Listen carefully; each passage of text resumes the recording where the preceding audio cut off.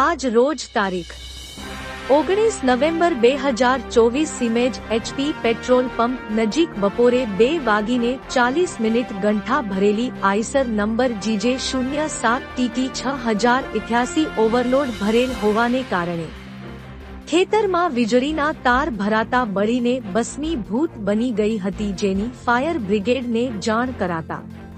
તેમજ બોલાવી આગ પર કાબુ મેળવેલ અને ફાયર બ્રિગેડના સહકર્મીઓ દ્વારા આઈસરને ગેસ પંપથી દૂર ખસેડવામાં આવી હતી. સદનસીબે કોઈને જાનહાનિ થઈ ન હતી અને આગ ઉપર કાબુ મેળવ્યો હતો.